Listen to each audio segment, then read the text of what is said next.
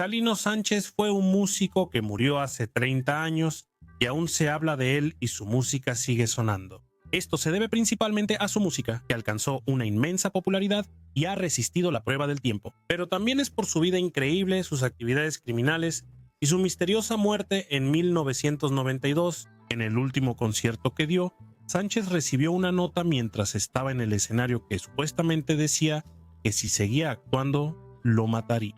Él miró la nota, la arrugó y siguió cantando. Horas después, fue asesinado de 2 disparos en la cabeza. Antes de eso, vivió muchas cosas. Muchos fans, enemigos y buena música surgieron en el camino, dejándonos un legado digno de admirar. Esta es la historia de Chalino Sánchez.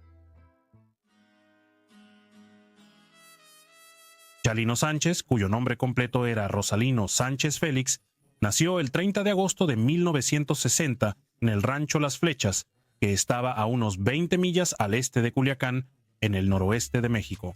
Su crianza fue difícil. Era el menor de 7 hermanos y, aunque sus padres trabajaban mucho, seguían siendo pobres. Cuando Chalino tenía 6 años, su padre murió, dejando a su familia en peor condición. Eso fue grave, por decirlo menos.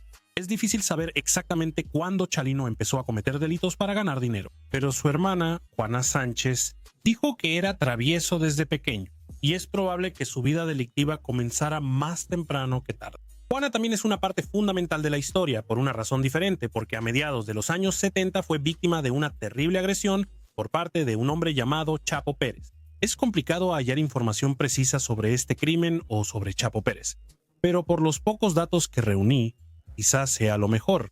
De cualquier manera, Pérez era un hombre peligroso y bastante terrible. Por su poder en la zona, probablemente creyó que salió impune tras cometer ese crimen atroz. Pero su karma lo esperaba cerca, en su hermano menor vengativo. Aunque Chalino solo tenía 15 años cuando esto le pasó a su hermana, estaba listo para vengarse. 2 años después, Chalino vio a Pérez en una fiesta y, sin hablar, se le acercó, sacó una pistola y le disparó en la cabeza. Algunos detalles quizás se perdieron o exageraron en la traducción, pero el resultado fue igual.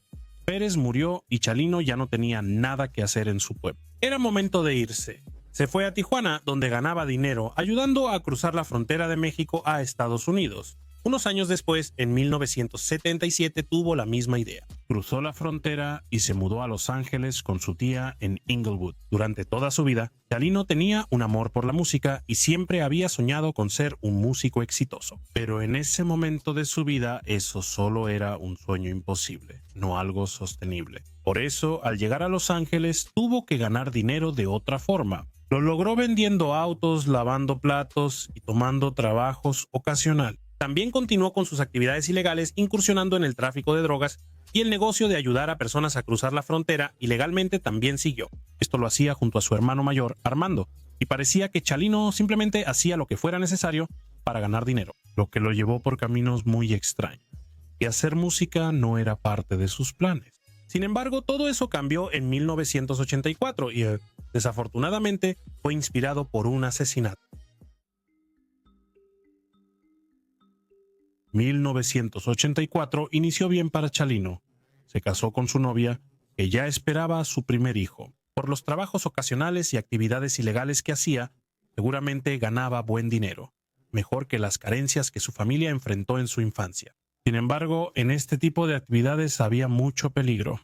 Ese mismo año ocurrió la tragedia. Armando Sánchez, el hermano mayor de Chalino, quien trabajaba muy de cerca con él, fue asesinado a tiros en una habitación de motel en Tijuana. Chalino obviamente tomó esto muy mal e hizo algo que en ese momento podría haberse considerado poco característico de él. Él escribió una canción, específicamente un corrido, que es un tipo de balada narrativa que usualmente contiene letras más conscientes socialmente. En este caso sirvió como un tributo para Armando y celebró su vida. Aunque Chalino no planeaba lanzarlo ampliamente, sí lo compartió con amigos y familiares, quienes quedaron impresionados. En esta etapa, Chalino iba y venía de la cárcel por sus delitos. Comenzó a aprovechar su tiempo escribiendo canciones para otros reclusos, inspiradas en sus historias. Continuó haciendo esto cuando salió de la cárcel, aceptando diferentes encargos de personas que querían rendir homenaje a sus seres queridos fallecidos o simplemente tener su historia contada en una canción propia. Aunque esto pudo haber parecido simplemente un negocio, Chalino estaba escribiendo canciones que tenían narrativas serias y una composición consciente. Estaba perfeccionando su arte y probablemente ni siquiera se daba cuenta. Al mismo tiempo, la fama se estaba extendiendo y la demanda aumentaba. Era evidente que existía un público para la música mexicana auténtica, que narraba historias reales, a diferencia de la versión americanizada que sonaba en la radio entonces. Aunque fuera sobre narcotráfico y violencia, seguía siendo una narrativa auténtica que la gente quería oír. La música de Cholino atrajo a Ángel Parra, un ingeniero de sonido con estudio propio en California, interesado en colaborar con él. Crearon un demo de 15 canciones en 1989 y vendían estos casetes desde la cajuela de su auto. Chalino era prolífico y pronto empezó a crear y distribuir música de forma independiente a gran velocidad. La estrategia funcionó. Para 1992 ya tenía una base de fans pequeña y leal. Sin embargo, esta base de fans estaba a punto de crecer. Y no es por la razón que esperarías.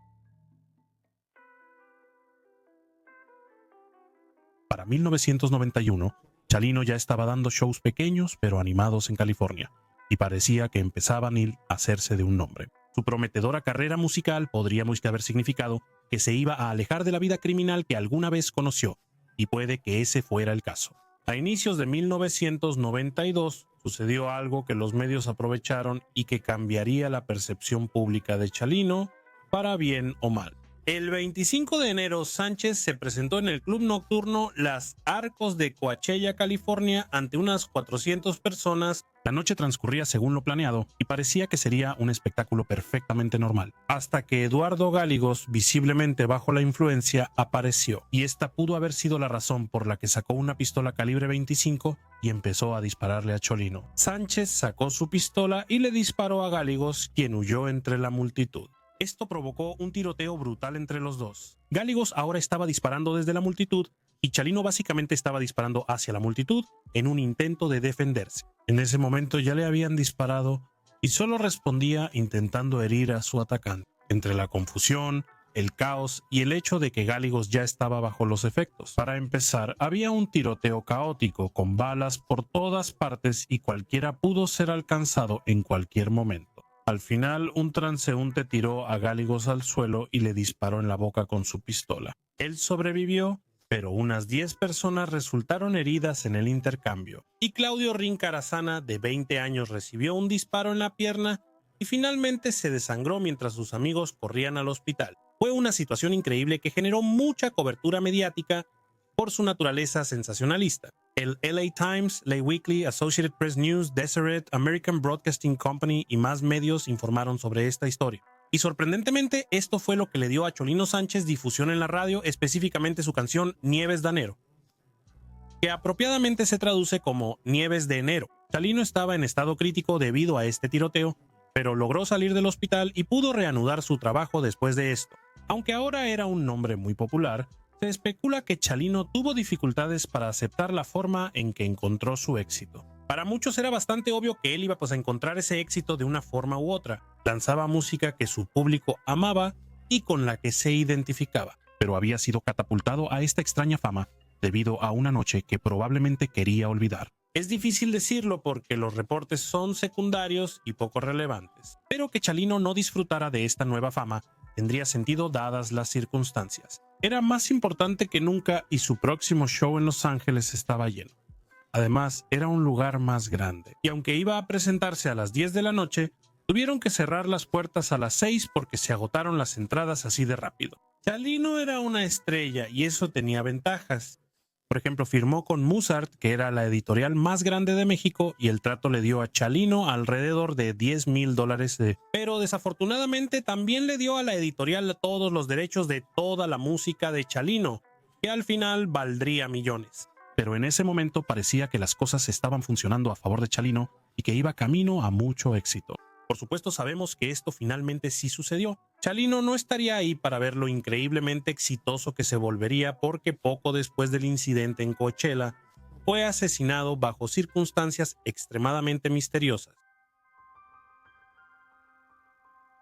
4 meses después del tiroteo en Coachella, Chalino estaba muy solicitado y decidió regresar al lugar de donde venía, presentándose en un raro concierto en Culiacán el 15 de mayo de 1992. Considerando todo, El show fue relativamente normal, aunque el hecho de que fuera en México y no en Estados Unidos le dio una nueva dinámica al evento. Chalino probablemente ya se había hecho varios enemigos por su historia, y también era seguramente objeto de mucha envidia por su éxito reciente. Puede que haya sido por esto que había un objetivo sobre la cabeza de Chalino en el show. Es difícil encontrar una cronología que refleje con precisión los eventos de esa noche. Pero lo que se sabe es que durante el concierto Chalino Sánchez recibió una nota que decía algo como: si continúas con este show, morirás. Nunca sabremos lo que realmente decía la nota porque Chalino arrugó el pedazo de papel y básicamente la ignoró. Hombres armados con supuestas credenciales de la policía estatal detuvieron a Chalino y le dijeron que el jefe de la policía quería verlo. Fue detenido y puesto en uno de sus vehículos. La línea de tiempo se vuelve un poco confusa en esta etapa. Después de detener a Chalino, le vendaron los ojos y le dispararon 2 veces en la cabeza. Horas después lo hallaron y declararon muerto en el lugar. Nunca más arrestaron a nadie y la policía ni siquiera estableció un motivo. Probablemente estaba relacionado con el narcotráfico mexicano donde participaba Chalino. Sin importar la razón, el resultado fue igual. Chalino ya no estaba. Solo tenía 31 años. Él había popularizado el arte de hacer corridos para quienes lo rodeaban, y basándonos en la vida tan intensa que había vivido, probablemente no había nadie que mereciera más este mismo trato que el propio Chalino. Chalino Sánchez es por mucho el artista más popular del que he hablado. 3 décadas después de su fallecimiento, aún cuenta con millones de oyentes mensuales en varias plataformas y millones de vistas en YouTube, y una base de fans muy dedicada y leal que escucha y celebra su música todos los días. Es un hombre inmensamente popular, muy popular, y es una gran lástima que haya muerto a una edad tan temprana y que haya fallecido bajo circunstancias tan intensas y misteriosas. Él hizo música dedicada a personas de las que normalmente no se cantaba, y escribió letras sobre una vida que la mayoría de la gente ni siquiera podía comprender. Antes de que llegara Chalino, su legado es confuso, pero para muchas personas, Chalino Sánchez es uno de los más grandes artistas en la historia de México.